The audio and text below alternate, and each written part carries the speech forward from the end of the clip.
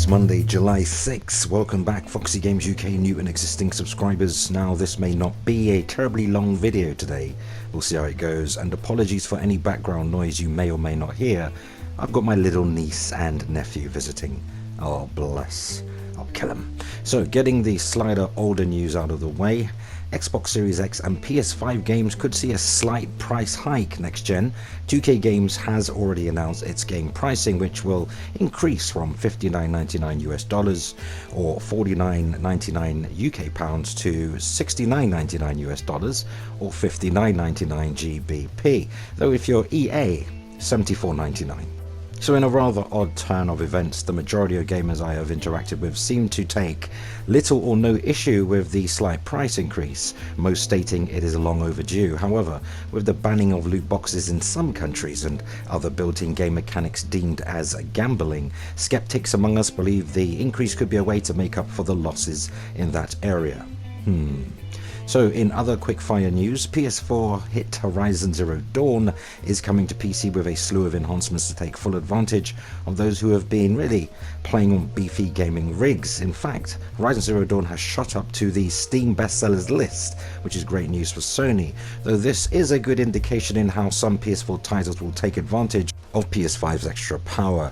Indeed, you can look to Horizon Zero Dawn running at 60 frames per second 4K on PC, using higher quality reflections, increased LOD and draw distance, increased foliage, improved lighting, etc., giving us some indication in how Sony will update with a patch, of course, its PS4 hits enhanced for PS5.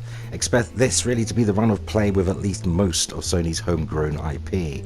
Now, who wouldn't want to play or replay Santa Monica Studios' masterpiece God of War with ray tracing enabled, lavished on armor, weapons, the ground and perhaps water services, all at a rather sumptuous 60 frames per second with full fat 4K and the added benefit of zero load times when you slip in the disc or press start on your digital copy of the game? Count me in. Also, PS5's price could be hinted at in a recent marketing survey. Sourced via PSU.com, Sony Interactive Entertainment has been keeping tight-lipped on the PS5 price point, but a recent marketing survey doing the rounds has potentially let slip how much the next generation console will drain our wallets. Now, this survey comes by news of a Reddit user who frequently takes surveys for extra cash, revealing it asks about two randomly generated price points for PS5. Now, the crazy part is just how affordable these next-gen systems could be, or probably not. You may not believe this, and why should you, but £349 for the standard model with a disc drive and £259 UK pounds for the digital-only edition. Shut the flipping door. Note that while this is extremely cheap, the final product would usually end up costing 20% more, so that could be about $520 US or 387 for either console. This is all just speculation based on the survey though, so we'll have to wait until Sony finally announces PS5's price to be sure.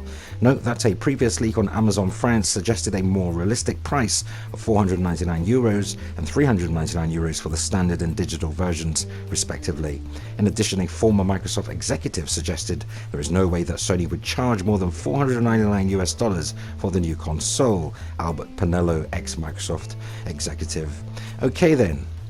Though whatever the price, perhaps the UK Chancellor of the Exchequer can help you out. Indeed, the UK government is apparently giving every UK resident a £500 stimulus payment to spend at retail in order to kickstart the UK economy, and children could receive 250 GBP. I kid you not, this is a genuine proposal. Respected industry magazine MCVUK.com has reported on Wednesday, UK Chancellor Rishi Sunak will make announcements on how the government plans to kickstart the country's economy post-pandemic.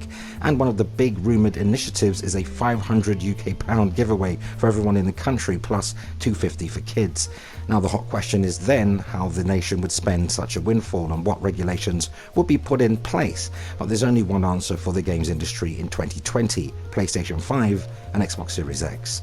Imagine putting £500 in the hands of every gamer in the country in the year of the 2 next-gen console launches. The stock problems of the Switch in recent months are going to look paltry in comparison, but if it happens there will likely be limitations. Rumours suggest that consumers would have to spend the money on affected businesses such as high street retailers, restaurants, hotels. That means a PS5 from Game on the high street might be okay, but an Xbox Series X pre-ordered through Amazon might not. Now, such a system would then not allow purchases on eBay, for instance, which really should limit scalping on the second-hand market, though a vastly more competitive market for consoles in the first place would likely see prices go sky high. And how better to convert your 500 UK pound voucher into cash than by buying and then selling a PS5 on eBay. Disgusting behavior. So industry wise, we could see the quickest uptake of a new generation of hardware ever, presuming of course that whatever scheme is announced lets you pay for pre-ordered items to be delivered in November. Now there's bound to be a lot of competition for this cash. Expect to see car leases for around 500 up front. I'd imagine that pubs like Wetherspoons will offer some pretty good deals for those willing to deposit hefty amounts with them on account. Wow, go UK. And good luck trying to secure a PS5 or indeed an Xbox Series X, because if anybody who wants one can afford it, expect mass shortages come holiday season. Yikes. And never mind the fact that Sony now has the technology in place that allow it to assemble a PlayStation console every 30 seconds, which is really fantastic. Though assembling a PS5 every 30 seconds doesn't mean a whole lot when manufacturers experience component shortages from other suppliers. Think NAND/SSD storage parts, think memory module parts, think the numerous Nintendo Switch component shortages that occurred following its launch. Just saying. That's not to say manufacturing a PS5 every 30 seconds does not come with benefits though. Sony's new Japanese production facilities are capable of assembling a PlayStation console every 30 seconds, according to a recent report from the Nikkei Asian Review and subsequently spotted by the eagle-eyed folks over at Tweak Town. Now the report focuses specifically on how much work Sony has put into its own homegrown manufacturing apparatus, as Sony has fashioned an extremely efficient and robust assembly line that can kick out 2 PS4 consoles every minute. Based in Kezarazu, the plant boasts a team of 32 specialized Mitsubishi robots which hold sway over a 100-foot assembly line. And beyond the benefits such a plant has for meeting PS5 supply goals, so too does it also bode well for Sony's capability to meet the demand expectation for the current generation PS4 and PS4 Pro consoles too. Now in total, Sony will be manufacturing no less than 4 consoles for the foreseeable future: the PlayStation 5, PlayStation 5 Digital Edition, PS4 and obviously the Pro model. As such, we wouldn't be surprised at all to see Sony create more of these plants in the future to deal with the surge of demand in all of its console offerings, not to mention the announced, or rather unannounced, but pretty much guaranteed PlayStation 5 Pro mid-gen refresh. Sourced via PSU, who in turn credits Nikkei Asian Review via Tweaktown. So in Xbox news then, Xbox Game Showcase has finally been updated and has been announced for July 23rd at 9 AM PT. That's 5 PM UK by the way.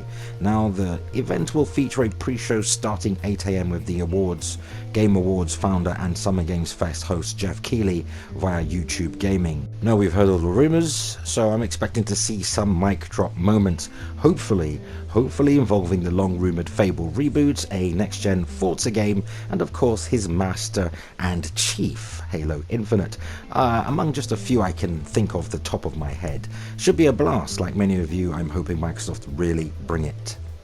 And in our final game news of the video, and it looks highly likely there will be another Sucker Punch developed Infamous game, and it could be coming to PS5 at some point in the future. I don't expect this to be a launch title, not even in the launch window. I don't even expect it to appear in its first year, but it certainly wouldn't surprise me if the Infamous project hadn't already started toward the final third of Ghost of Tsushima's development.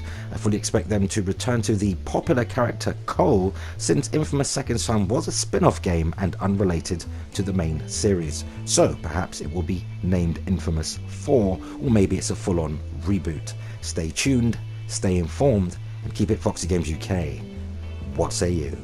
Go ahead, sound off, share your thoughts and opinions on today's news, because that unfortunately brings us to the end of another video. But let's continue the discussion cordially in the comments. And for all your current and next gen news updates, rumour and rampant speculation, hit the like button, spread the word, and yes, keep it locked to Foxy Games UK.